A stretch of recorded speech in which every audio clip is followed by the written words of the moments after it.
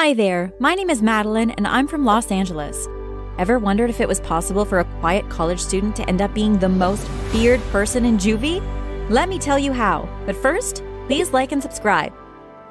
I remember it like it was yesterday. I was an 8-year-old genius and I was being called to the stage to collect my huge trophy for winning a science competition. In first place, Madeline Jones. Everyone cheered and I was beaming. I was already halfway across the stage when the announcer looked confused. Oops, it seems that there's been a mix-up. The winner is actually Tyler Lee. I'm sorry, Madeline. Everyone started laughing. I walked off the stage in shame and ran to the bathroom to cry. My friends tried to comfort me, but it was no use. After that day, I decided that something like this would never happen to me again. I'd have to become a perfectionist and be the absolute best at everything. And that's exactly what I did. I never lost another competition again, and I was always at the top of my class. I waltzed through the school's entrance on my first day at senior high school and tried to find my way around, but then I saw him. And I swear my mind went completely blank. He was perfect, and as he stared back at me, I could feel myself melting. It was like my mind and my body weren't connected. I walked forward and then, bam! I tripped and hit my nose on a locker. I could hear laughter all around me, and when I looked up, he was gone. I shamefully walked to my first class and sat down. Hey, look, it's Rudolph. Your nose is really red. I wanted to disappear. As the week went by, it seemed that no one remembered what happened, so at least I had that going for me. But that Friday, I ended up spilling water all over my backpack, and I had to carry my books everywhere. While I was rushing from math to physics class, I jumped straight into someone and my books fell on his feet. When I looked up to see who it was, I froze. He gazed into my eyes, and I think I nearly stopped breathing. Hey, cutie. I'm so sorry. Oh my gosh, this is so embarrassing. Don't worry about it. By the way, what's your number? I gave it to him, and then he helped me pick up my books. I gotta run now. Talk to you tonight. I couldn't believe it. Did this hunk think I was attractive too? I watched him walk away and stared at his magnificent body, but I was suddenly nudged by 2 pretty senior girls. Hey, I'm Angela. Listen, I saw Blaze checking you out, and I just wanted to warn you. He's no good. What do you mean? He's involved in some pretty bad stuff. Like what? He's in a gang, and he's been involved in all sorts of criminal stuff. Even the teachers here are afraid of him. He can do whatever he wants. The principal won't say a thing. That's how dangerous he is. I know he's cute and whatever, but I've heard you're a really smart girl, and it would be a shame to throw your life away for a guy like him. Wow, okay, thanks for letting me know. They walked off and I went to my next class. Later that night, I got a text from Blaze. What do you think I did? Turn my phone off and walk away? No way! Dangerous or not, he was hot, and that's all that mattered to me. We started off by texting each other, but we had so much to say that he just called me, and we ended up talking until about 2 in the morning. I never imagined that I could fall for a guy so quickly, but it was happening. Our first date was super romantic. He took me to a little spot in the mall I didn't know about, and we got some fancy desserts. I love cake, but I loved staring at his gorgeous face even more, and every time he said my name, I melted a little inside. He stared at me like he was falling for me too. We went out a few more times, and he'd always been the perfect gentleman.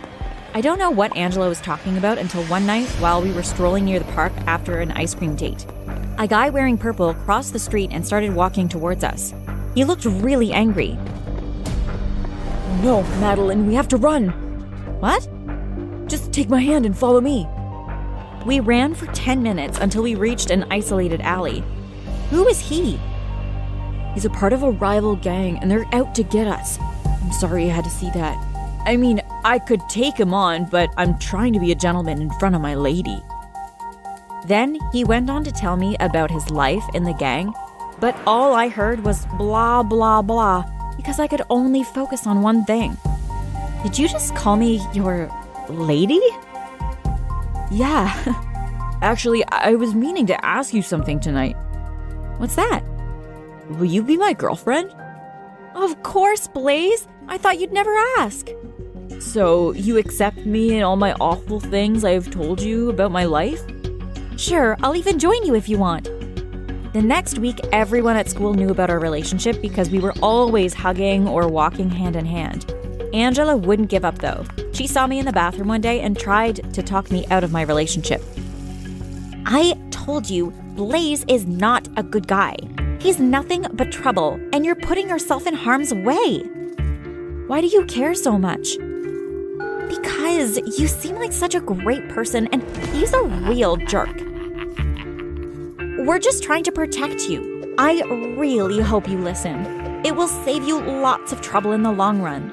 I rudely told her to get lost, and she left the room looking like she was about to cry.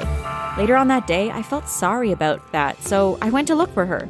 I thought she'd be near her locker, as the bell had just rung for us to change classes, but she wasn't. I noticed that her locker was slightly open, and the curious part of me decided to take a peek. You won't believe what I found. There was a picture of Blaze stuck to the inside of the locker door. She had decorated it with little hearts, and on the bottom she wrote, "Someday you will be mine." I couldn't believe it.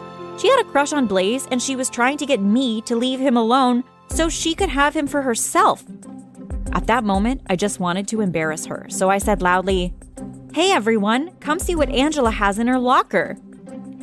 As the crowd gathered, I showed them what was inside. Some people took pictures while others just stared and laughed. Angela walked towards us looking confused. "So you just wanted to steal my boyfriend, huh?" What? No, I didn't put that there. Liar, so much for trying to protect me.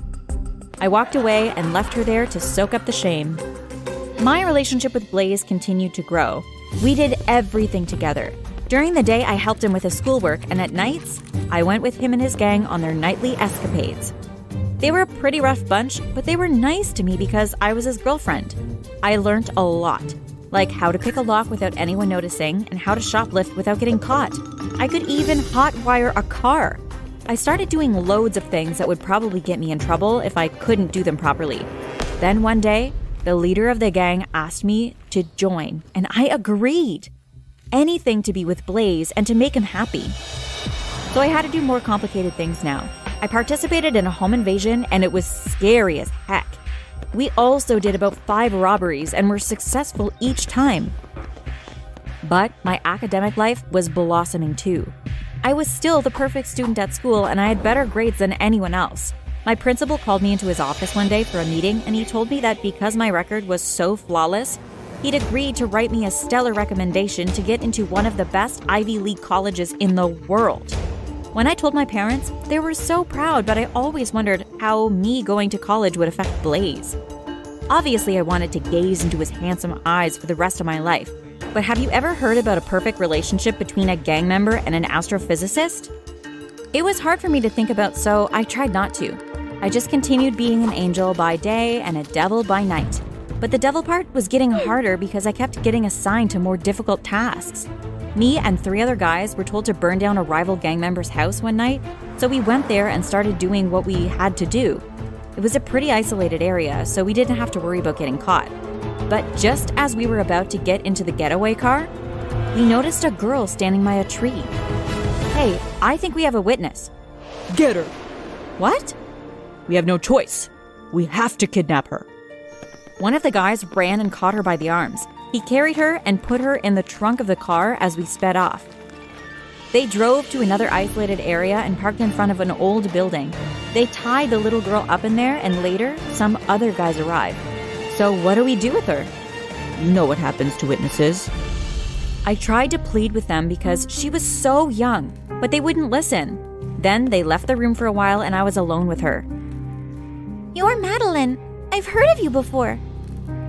"What? Who are you?" "My dad is your principal." "Oh my gosh." "Please set me free. I won't tell anyone that you were here." I waited until everyone had left or had fallen asleep. Then I untied her. I drove her to her parents' house, then went quietly back to mine. But the next morning, I woke up to sirens. There were cops all over my house, and my parents looked confused. You're under arrest for arson and kidnapping. Wait, what? The child told us everything. As a police car drove me away, I looked out the window and saw Blaze and some other guys from the gang hiding around the street corner. One of them signaled to me that as soon as I got out, I'd be done for.